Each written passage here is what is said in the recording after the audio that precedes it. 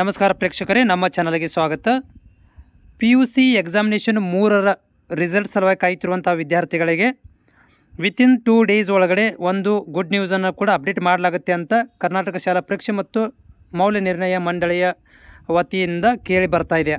So ಅದು results ನಾಳೆ evening ತನಕ ನಿಮಗೆ ಯಾವುದಾದ್ರೂ ಒಂದು ಆದೇಶ ಬರುತ್ತೆ ನಿಮಗೆ. ಯಾಕಂದರೆ ಆಲ್ಮೋಸ್ಟ್ ಎಲ್ಲವೂ ಕೂಡ ರೆಡಿಯಾಗಿದೆ.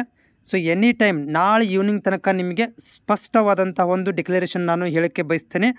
ಸೊ ನನಗೆ ಗೊತ್ತಿರುವಂತಹ ಒಂದು ಶಿಕ್ಷಣ ಅಧಿಕಾರಿ ಜೊತೆಗೆ ಒಂದು ಮಾಹಿತಿ ಕೇಳಿದಾಗ ಅವರು ಹೇಳಿರುವಂಥದ್ದು, ಸೊ ಇವತ್ತು ಬರಬಹುದು ಅಥವಾ ನಾಳೆ ಈವ್ನಿಂಗ್ ತನಕ ಒಂದು ಆದೇಶ ಬರುತ್ತೆ, ಒಂದು ನೋಟಿಫಿಕೇಷನ್ ಬರುತ್ತೆ.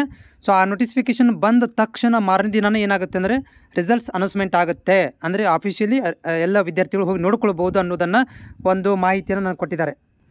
ಸೊ ಈ ಒಂದು ರಿಸಲ್ಟ್ಸನ್ನು ನನಗೆ ಎಕ್ಸೆಪ್ಟೆಡ್ ಡೇಟ್ ಎಕ್ಸಾಕ್ಟ್ಲಿ ಹೇಳೋದಾದರೆ ನಾಳೆಗೆ ರಿಸಲ್ಟ್ ಅನೌನ್ಸ್ಮೆಂಟ್ ಆಗೋದಿಲ್ಲ, ನಾಳೆಗೆ ಒಂದು ಡೇಟ್ ಅನೌನ್ಸ್ಮೆಂಟ್ ಆಗ್ಬೋದು, ನಾಳೆಗೆ ಒಂದು ಆದೇಶ ಬರ್ಬೋದು. ಏನಂತಂದರೆ ರಿಸಲ್ಟ್ಸ್ನ ನಾವು ಡಿಕ್ಲರೇಷನ್ ಮಾಡ್ತಾ ಇದ್ದೀವಿ ಅಂತ ನಾಳೆ ಈವ್ನಿಂಗ್ ತನಕ ಒಂದು ಆದೇಶ ಬರ್ಬೋದು ಅಂತ ನಾನು ಎಕ್ಸೆಪ್ಟೇಷನ್ ಮಾಡಿದ್ದೀನಿ.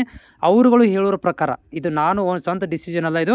ಸೊ ಹೀಗಾಗಿ ಕನ್ಫರ್ಮ್ ಆಗಿ ಅಂತ ನಾಳೆಗಿನ ಅಂತ ಹೇಳೋಕ್ಕಾಗೋದಿಲ್ಲ. ನಾಳೆಗೆ ಆದೇಶ ಬರುತ್ತೆ, ನಾಡ್ದು ಆಗ್ಬೋದು, ಅಚ್ಚಿನ ನಾಡ್ದು ಆಗ್ಬೋದು. ಯಾಕಂತಂದರೆ ಎನಿ ಕಂಡೀಷನ್ ಒಳಗಡೆ ನಾಳೆಗೆ ಒಂದು ಆದೇಶ ಬರಲೇಬೇಕು. ಯಾಕಂದರೆ ನಾಡಿದ್ದು ಸೆಕೆಂಡ್ ಸ್ಯಾಟರ್ಡೇ ಮತ್ತು ಸಂಡೇ ಇರೋದರಿಂದ 7 ದಿನ ರಜೆ ಇದೆ. ಸೊ ಹೀಗಾಗಿ ನಾಳೆಗೆ ಎನಿ ಕಂಡೀಷನ್ ಒಳಗಡೆ ಒಂದು ಡಿಕ್ಲರೇಷನ್ ಕೊಡಲೇಬೇಕು. ಇಲ್ಲಾಂದರೆ ಮತ್ತೆ ಅದು ಸೋಮವಾರ ದಿನ ಹೋಗುತ್ತೆ, ಸೋಮವಾರ ಮಂಗಳವಾರಕ್ಕೆ ಹೋಗುತ್ತೆ.